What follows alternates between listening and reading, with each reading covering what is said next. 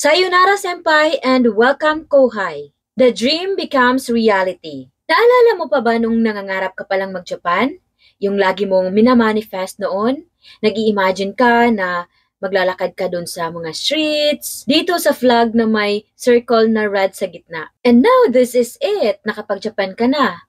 And ngayon, tapos na rin ang kontrata ng iba. Ang bilis ng panahon, di ba? Parang kailan lang nangangarap tayo. Ngayon, may mga bagong nangangarap na naman na dumating.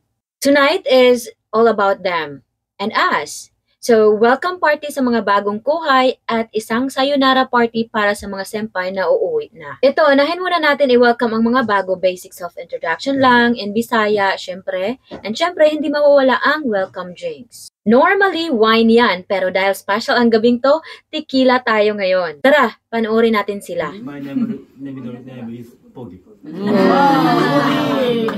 We know.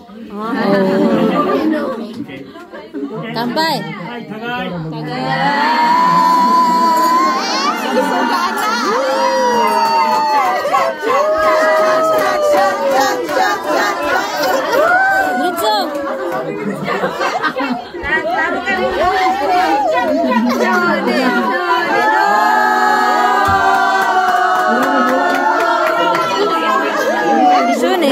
And this is the best part as always, kain time. Sobrang sarap yung mga pagkain, parang lutong bahay, and thank you to our master chef, Sandoy. And syempre sa mga tumulong and of course yung nag-host yung pinaka last na batch. And there you go, let's listen to our senpai's last words. Dahil sa itong pamilya, sa dili dyan dalim mga broad, no? Yan. Una, so thankful ka nga, naatay ka ng mga friends dili. Thankful me nga naa mo, naatay mga amiga-amigo.最後まで本当にありがとうございます。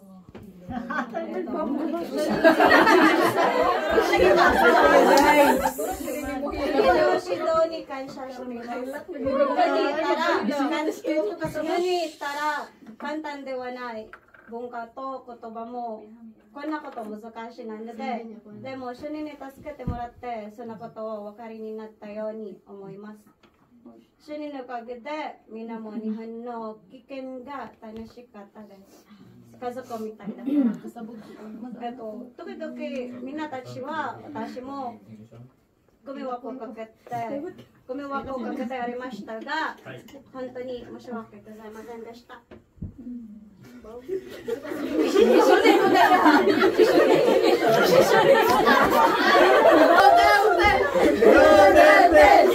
Nag-speech yan silang 5 pero hindi ko na isa-isahin. And for the first time ever, may gumawa ng compilation video sa mga untold stories namin dito, mga hindi nabanggit, hindi nakwento, at hindi makakalimutan.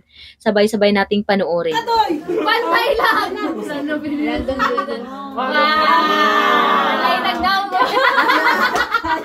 Sige, speaker po.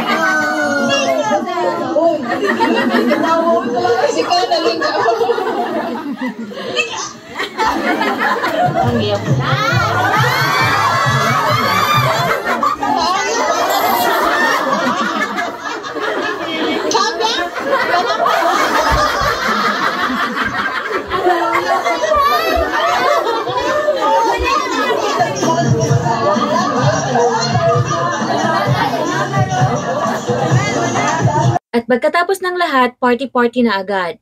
Dito sa Japan, malayo man sa pamilya, may pamilya ka pa rin dito. 3 taon tayong magkakasama at kahit mahirap, may masasandalan ka. You will feel at home. So kung isa ka sa mga nangangarap mag-abroad, manifest mo na yan. Baka bukas, makalawa, ikaw naman ang andito.